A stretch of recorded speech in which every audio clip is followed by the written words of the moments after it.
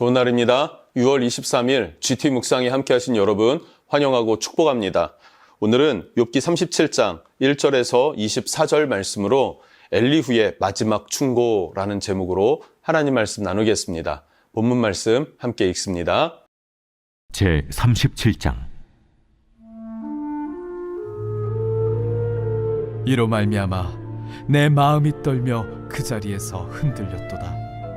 하나님의 음성 곧 그의 입에서 나오는 소리를 똑똑히 들으라. 그 소리를 천하에 펼치시며 번갯불을 땅끝까지 이르게 하시고 그 후에 음성을 발하시며 그의 위엄찬 소리로 천둥을 치시며 그 음성이 들릴 때에 번개를 멈추게 아니하시느니라. 하나님은 놀라운 음성을 내시며 우리가 헤아릴 수 없는 큰 일을 행하시느니라. 눈을 명하여 땅에 내리라 하시며 적은 비와 큰 비도 내리게 명하시느니라. 그가 모든 사람의 손에 표를 주시어 모든 사람이 그가 지으신 것을 알게 하려 하심이라. 그러나 짐승들은 땅속에 들어가 그 처소에 머무느니라. 폭풍우는 그 밀실에서 나오고 주인은 북풍을 타고 오느니라. 하나님의 입김이 얼음을 얼게 하고 물의 너비를 줄어들게 하느니라. 또한 그는 구름의 습기를 실으시고 그의 번개로 구름을 흩어지게 하시느니라. 그는 감싸고 도시며 그들의 할 일을 조종하시느니라. 그는 땅과 육지 표면에 있는 모든 자들에게 명령하시느니라. 혹은 징계를 위하여 혹은 땅을 위하여 혹은 긍휼을 위하여 그가 이런 일을 생기게 하시느니라. 욥이여, 이것을 듣고 가만히 서서 하나님의 오묘한 일을 깨달으라. 하나님이 이런 것들에게 명령하셔서 그 구름의 번개로 번쩍거리게 하시는 것을 그대가 아느냐? 그대는 겹겹이 쌓인 구름과 완전한 지식의 경이로움을 아느냐? 땅이 고요할 때 남풍으로 말미암아 그대의 의복이 따뜻한 까닭을 그대가 아느냐?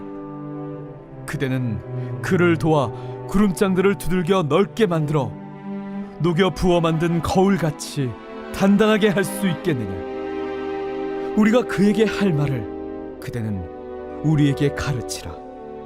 우리는 아둔하여 아뢰지 못하겠노라.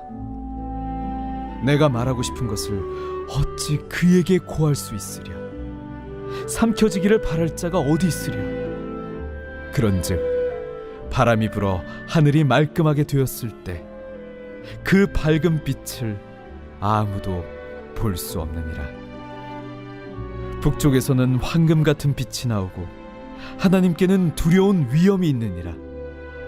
전능자를 우리가 찾을 수 없나니 그는 권능이 지극히 크사 정의나 무한한 공의를 굽히지 아니하심이니라. 그러므로 사람들은 그를 경외하고 그는 스스로 지혜롭다 하는 모든 자를 무시하시느니라. 네, 오늘 37장 말씀으로 엘리후의 변론이 끝나게 됩니다. 그리고 엘리후는 마지막까지 욥을 충고한다라는 것을 알 수 있죠. 엘리후가 누구인가? 38장에 하나님께서 나타나시는데요. 그래서 엘리후를 선지자 혹은 세례 요한과 같은 사람이다 라고도 말하기도 합니다. 왜냐하면 이 엘리후가 말한 이야기들의 많은 부분들이 하나님께서 이제 38장에 등장하신 후에 말씀하시는 내용과 일치하는 것들이 있기 때문에 그래요. 그래서 엘리후를 선지자 혹은 세례 요한과 같은 자로 보기도 합니다. 그러나 마지막까지 욥을 향하여서 충고하고 그리고 욥을 정죄하는 모습들을 보면은 그의 한계도 분명히 드러나는구나. 선지자 같지는 않아 보입니다. 여러분도 한번 잘 두 가지 입장에서 한번 살펴볼 수 있으면 좋을 것 같아요. 1절부터 오늘 13절까지 말씀을 보면요. 자연을 통해서 드러나는 하나님의 위엄, 그것을 설명하고 있습니다. 번갯불이 하늘에서 번쩍 울리잖아요. 그럼 그 불이 막 하늘을 가르듯이 뻗어나가지 않습니까? 그렇게 하나님의 메시지가 우리에게 땅끝까지 선포되고 우리에게 전달되어진다. 위엄찬 하나님의 소리와 같다. 이렇게 표현을 하고 있는 거죠. 그러면서 5절 말씀을 보면요. 하나님의 놀라운 음성이라고 해요. 하나님의 놀라운 음성을 내시며 여기 하나님의 놀라운 음성이라고 할 때 여기 놀랍다라고 하는 표현은요, 경이로운 일을 행하시는 존재를 표현할 때 사용하는 단어입니다. 경이로운 일을 행하시는 존재, 누굽니까? 하나님과 같은 초월적 존재를 향하여서 사용하는 놀랍다라는 표현, 이것을 사용하고 있습니다. 그래서 하나님은요, 판단의 대상이 아닙니다. 지식의 대상이 아니란 말이에요. 하나님은 이런 분이시다. 1번, 2번, 3번. 하나님의 속성은 이러하시다. 하나님의 비전은 이런 것이다. 마음은 이런 것이다. 이런 것들을 우리가 정의하고 그것을 배우고 습득해서 알아갈 그런 대상이 아니라 하나님은 우리가 경외하고 우리가 순종해야 할 대상이라는 거예요. 자녀는 부모에게 순종하는 것이 옳습니다. 자녀들아, 너희 부모에게 순종하라. 이것이 옳으니라 라고 말하지 않습니까? 마찬가지로 하나님은 우리가 순종해야 할 대상이지 우리가 그분을 판단할 대상이 아니다라는 것을 우리가 인식할 수 있으면 좋겠고요. 또 하나님은 자연 현상을 통해서 우리에게 말씀하신다라는 것도 우리가 이해할 수 있었으면 좋겠습니다. 그래서 성도들은요, 일상생활 속에서 우리를 향하여서 말씀하시는 그 하나님의 음성에 귀 기울일 수 있어야 합니다. 하나님이 우리에게 어떻게 말씀하십니까? 바로 성경이죠. 요즘 시대는 그런 것 같습니다. 성경을 해석하는 많은 설교들이 있어요. 그것이 유튜브로 돌아다니고 있죠. 그러면서 정치적으로도 또 경제적으로도 문화적으로도 성경에서 이렇다 이렇게 말하고 있다라고 떠드는 이야기들이 많습니다. 그런데 여러분, 그것을 듣지 않는 여러분 되시기를 축복하고 그것에 여러분들이 오염되지 않기를 저는 원합니다. 그것을 계속 듣게 되면 가스라이팅이라고 하죠. 나도 모르게 그냥 그렇게 교육과 학습이 되어버리는데 그것은 성경이 아닙니다. 성경은 그냥 본연의 66권의 성경 자체를 말하는 것이고 성도들은 그 성경을 주야로 묵상하는 것, 읊조려서 계속 반복해서 읽는 훈련이 필요하죠. 그래서 이 GT를 하게 되는 목적 중에 하나는 무엇이냐면 이 GT 묵상을 통해서 성경이 무엇을 말하려는지 그것을 가이드라인을 제시하고 또 성도들은 이 GT 영상을 통해서 이 가이드라인을 참고하셔서 중요한 것은 본문 말씀을 반복해서 읽는 것입니다. 반복해서 읽고 또 반복해서 읽고 그것이 쌓이고 누적이 되면 그 누적된 그 말씀이 우리로 하여금 세상을 보는 관점을 줍니다.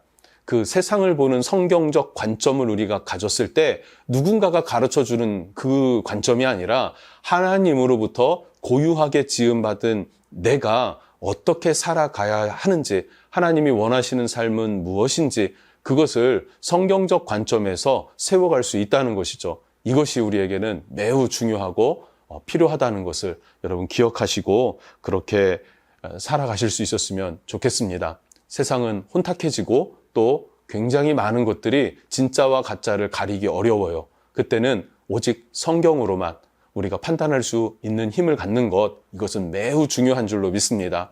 이단들도 성경을 가지고 이단이 되지 않습니까? 그래서 성경적 바른 관점, 그것은 배우지 않고 내가 성경을 읽으면서 또 여러분이 속한 교회 목사님 안에서 그 질서 안에서 세워갈 수 있기를 축복합니다. 14절부터 18절까지 말씀을 보면요, 욥의 고난을 보는 엘리후의 관점, 욥을 향한 엘리후의 관점을 말해주고 있어요. 우리가 그것을 알아볼 수 있는데 14절 말씀을 보면 깨달으라, 15절은 그대가 아느냐, 16절 경이로움을 아느냐, 17절에는 다시 한번 그대가 아느냐, 18절 할 수 있겠느냐라고 하면서 굉장히 단어들이 어떻습니까? 부정적이고 한계 짓는, 한계를 그 선을 긋는 그런 표현들을 사용하고 있습니다. 하나님 앞에 무능한 사람을 극단적으로 표현하고 있습니다. 그러면 이 이야기를 듣는 욥은 그 생각과 마음과 정서 가운데 어떤 느낌을 계속해서 받는 것입니까? 초라해진 자기 자신을 계속 보게 되고 낮아지고 깨지고 넘어지고 이런 모습만 보게 되는 거죠. 작아지는 거죠. 그러니 하나님께는 그 위대하고 크고 고결하신 분, 전능하신 분, 그분에게는 나아갈 수 없다라고 하는 절망과 낙심을 주는 그런 메시지들을 계속 주게 된단 말입니다. 이것이 엘리후의 관점이었어요. 하나님의 마음은 어떤 마음일까요?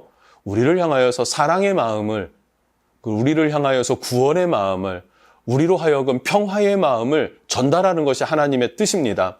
십자가에서 이루신 것은 우리를 향한 사랑이고 우리를 향한 화평이고 하나님과 연합인데, 엘리후의 말들은 계속해서 욥과 하나님을 벌려놓고 간격을 멀리하게 하는 그런 말들을 사용한단 말이죠. 말은 맞는데 그 말을 사용하는 그 통로가 온전하지를 못하니까 온전한 하나님의 뜻이 굽어지게 되더라라는 것을 엘리후를 통해서 우리는 발견합니다. 여러분, 하나님의 위엄과 권위는요, 우리를 위협하려고 기록되어진 권위가 아니다 하는 것을 꼭 기억해야 합니다. 하나님은 우리를 향해 사랑과 은혜와 또 긍휼과 또 오래 참음과 진리로 안아주시는 그런 아버지와 같은 하나님, 좋은 아버지와 같은 하나님이시다라는 것이죠. 하나님의 권위는 크고 위대하시지만 하나님은 절대로 권위주의자가 아니십니다. 권위가 있으신데 사랑 안에서 우리는 그 권위를 존중할 수 있어서 경외심이 나오게 되는 것이죠. 여러분, 그런 바른 하나님과의 관계를 가질 수 있으려면 바른 관이 필요합니다. 바른 관점. 이 바른 관점은 말씀에서 나옵니다. 자, 엘리후의 잘못된 관점들을 계속해서 좀 찾아볼 수 있는데, 한번 보면요, 19절입니다. 19절, 우리가 그에게 할 말을 그대는 우리에게 가르치라. 우리는 아둔하여 아뢰지 못하겠노라 라고 말해요. 우리는 아둔하여서 하나님께 아뢰지를 못합니까? 결코 그렇지 않죠. 하나님은 우리를 친밀하게 찾아오시고 우리와 속삭이듯이 대화하기를 원하시는 하나님이십니다. 그래서 아가서를 보면은 솔로몬이 뭐라고 합니까? 자기 사랑하는 여인에게 바위 틈 은밀한 곳으로 들어가서 너와 내가 대화하자, 나누자라 그래요. 그것이 과연 누구와 누구와의 대화입니까? 하나님과 나와의 대화를 상징적으로 표현된 것이죠. 그러니까 하나님은 우리를 향한 마음이 어떻습니까? 바위 틈 은밀한 곳에서 속삭이듯이 대화하기를 원하시는 하나님이세요. 그런데 엘리후는 뭐라고 합니까? 우리는 아둔해서 하나님께 아뢰지를 못한다. 하나님 앞에 뭔가를 구하거나 묻거나 그럴 대상, 그런 존재가 아니다라고 말해요. 그러니까 하나님이 어떤 분이라는 거예요? 천둥과 비를 내리시는 하나님 앞에 사람은 보잘것없는 존재다, 이 이야기를 하는 것입니다. 그런데 예수님은 어떤 분이십니까? 직접 우리를 찾아와 주셨고 세리와 창녀, 소외된 자들, 그들의 친구가 되어주셨죠. 위로가 되어주셨죠. 그들과 함께 먹고 마시면서 웃음을 나누시는 그런 예수님, 그 하나님이십니다. 우리의 주님이십니다. 23절과 24절도 그렇습니다. 23절을 보면은 전능자를 우리가 찾을 수 없나니라 그래요. 우리가 하나님을 찾을 수 없나요? 맞아요. 찾을 수는 없어요. 그래서 주님이 우리를 찾아와 주셨죠. 그러니까 이 말도 틀린 말이 됩니다. 잘못된 관점입니다. 24절도 그렇습니다. 스스로 지혜롭다 하는 모든 자들을 무시하느니라. 욥은 스스로 지혜롭다고 말한 적도 없다라는 것이죠. 이렇게 엘리후는 하나님을 향하여서 잘못된 관점에서 하나님을 경외하고 있었구나라는 거예요. 두려운 하나님으로 경외하고 있었구나. 친밀하게 다가와 주시고 사랑해 주시고 위로해 주시고 따뜻하게 품어주시는 하나님을 아직 엘리후는 경험하지 못한 것 같습니다. 하나님은 위엄이 있으시지만 그분의 본질은 절대적 사랑임을 여러분 깨달을 수 있기를 축복합니다. 그리고 하나님 앞에 친밀하게 나아가시되 죄악 가운데 있을 때라 할지라도 주님, 내가 이러한 죄를 졌습니다. 내가 이런 연약함이 있습니다. 라고 정직하게 고백하면서 주님 앞에 나아갈 줄 아는 그런 사랑받는 자녀들이 되시기를 주님 이름으로 축복합니다. 기도하겠습니다. 하나님, 우리가 이 시대를 살아가면서 바른 성경적 관점, 하나님의 관점이 있기를 원합니다. 세상에 너무 혼탁한 말들이 많고 자신들의 생각과 사조가 많습니다. 그러나 우리가 그것에 휩쓸려 가는 것이 아니라 오직 하나님의 말씀 위에 굳게 서는 성도가 되어져서 하나님과 친밀히 거할 수 있기를 원하는데, 혹 고난 중이라 할지라도 시험받는 중이라 할지라도 하나님 믿음으로 이겨내고 하나님을 향한 우리의 마음이 흔들리지 아니할 수 있도록 우리를 지키시고 보호해 주십시오. 그러할 때 아버지의 뜻이 내 삶에 이루어질 것을 기대합니다. 하나님, 그 기대감, 그 그 믿음으로 살아가는 성도, 승리하는 성도가 되게 하여 주옵소서. 예수님 이름으로 기도합니다. 아멘.